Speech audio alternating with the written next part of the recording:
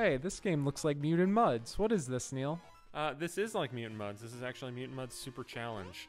It's a much harder version of Mutant Muds coming out from Renegade Kid very, very soon on both Wii U and 3DS. And this is the first stage of the game. And if you could see by this, if you're familiar with Mutant Muds, this game ain't messing around. It's pretty much very, very challenging from the word go. So much so that I'll already spoil it for you that in the footage that I recorded, I do not beat any of the stages. I have beaten these stages, but in the demo, I wanted to show you a wide variety as opposed to just banging my head into the wall. But these levels are very, very hard. Now, Jared, did you beat the original Mutant Muds at all? I beat the game, the original, back before there were any updates, and I beat it. Once they started having the updates, I did not finish everything. I actually still play it from time to time because I do really enjoy the game, but I also have, I have trouble with the game. I'll, play for, an hour and not be able to finish a stage or get whatever, bonus area. So I get disappointed. Yeah, I very much enjoyed the game, and I played the Vita version and finally beat all of the extra stages. This game, I would consider myself to be pretty good at Mutant Muds, and this game really tested my limits for what I felt was good at Mutant Muds. And there I keep on missing that jump. But it doesn't leave any margin for error because there are spikes everywhere. It's just a very, very punishing game. I feel like the game, or at least from the past games, there is a lot of trial and error. You can't just go through a course without knowing what's going on. You learn the level, and as you learn the level, then you can complete them.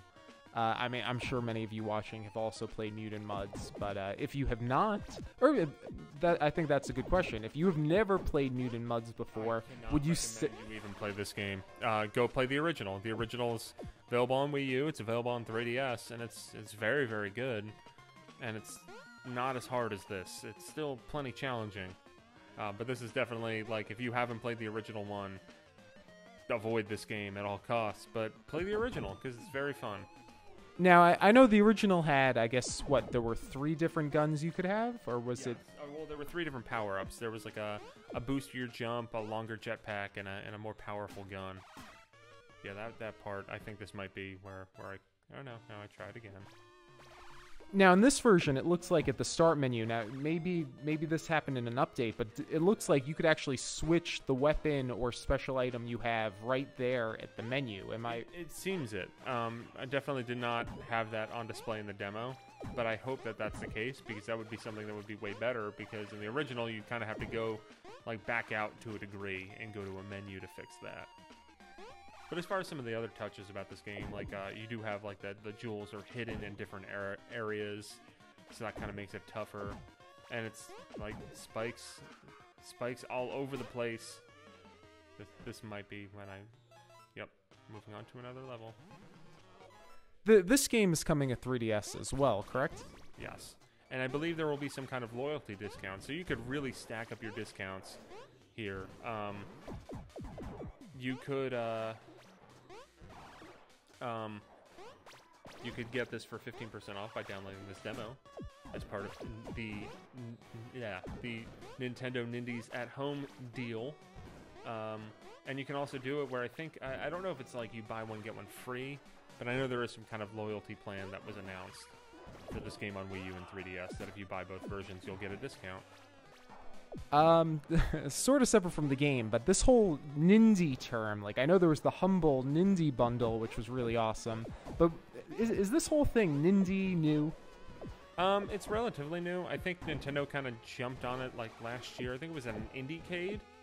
I think last fall, the Indiecade that's on the West Coast, they had Nindy Love there, and they've been kind of doing more with that. There was Indiecade East in New York back in February. They had some Nindy Love there. GDC, they had some Nindy Love, and then they had the Humble Bundle and this deal. They seem to be getting behind that term.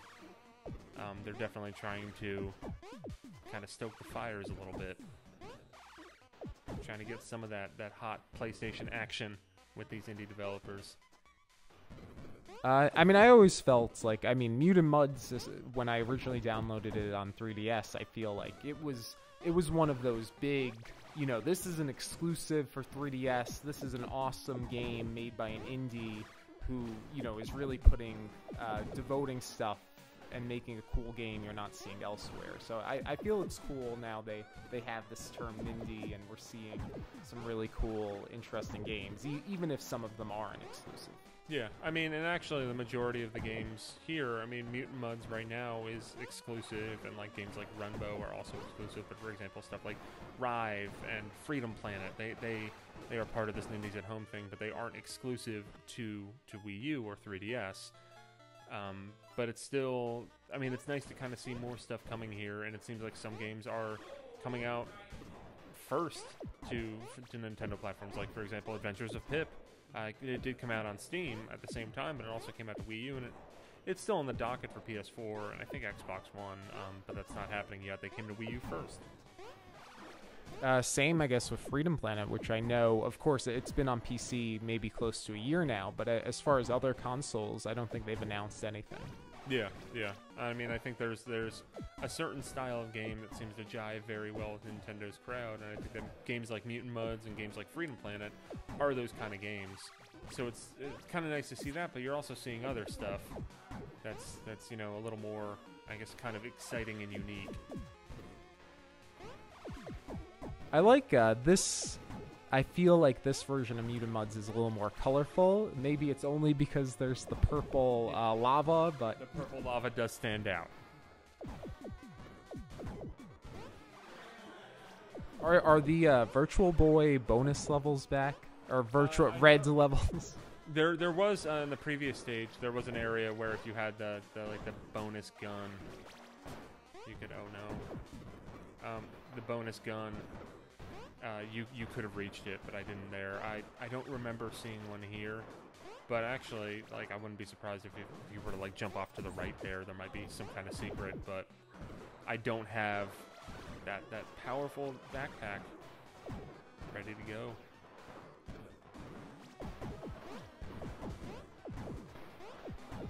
This is, I mean, are they using, like, a blur effect for the back? Yeah, that's what they do. Like, I mean, on the 3DS one, obviously they use, you know, stereoscopic 3D for that. But with the Wii U version, Renegade Kid kind of does something more where they almost blur it in and out. And actually, if you look at the gamepad, I know this was at least true for Mutant Mudds Deluxe. You actually get a slightly different view because it kind of zooms in a little more on the gamepad, so you almost have a separate view on the TV as compared to the gamepad. Cool. I guess that bonus level in the back there looks like it might be to the Virtual Boy world. Yep.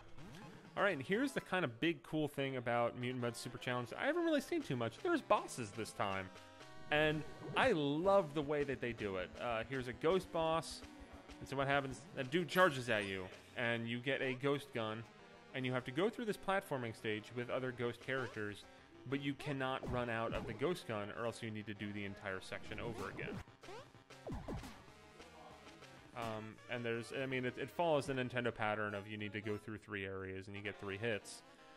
But it's really cool how they didn't just make it a traditional boss. This is something unique and that feels in line with Mutant Mudds. It's not just, oh yeah, you have to hit him 3, you have to jump on his head 3 times and he's dead. No, you need to do this pretty hard and slightly different platforming stage in order to even have a chance to hit him. And I'm actually going to do it. And then what you have to do is, notice I have 4 shots, but there, 1 missed. And I got him there, and then I hit his heart, and then he just cries there and weeps.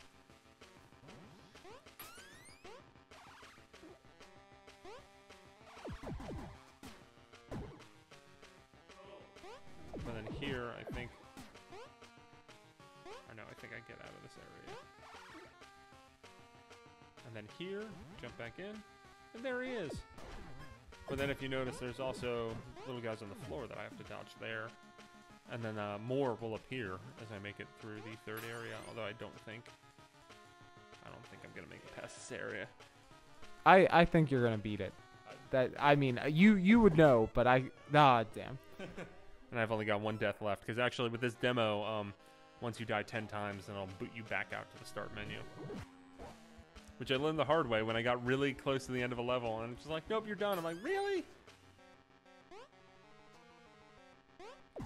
But I don't know how many of these bosses are in the game, or I mean, knowing Renegade Kid's last game, Zero Drifter, where they repeated the same boss several times, I don't know if maybe it's just riffs on the same boss. But even if that's the case, if they have those platforming sections in the back are different for each one, that'd be really cool. I'm happy to see more Mutant Muds. I feel like it's a franchise people like, and I think, you know, you can always do with more levels for a game like this, even if they are super hard. Yeah, so that's Mutant Mud Super Challenge. You can play this demo for yourself. Go to the eShop right now and download it, and let us know what you think. Thanks for watching. Subscribe to Nintendo World Report TV.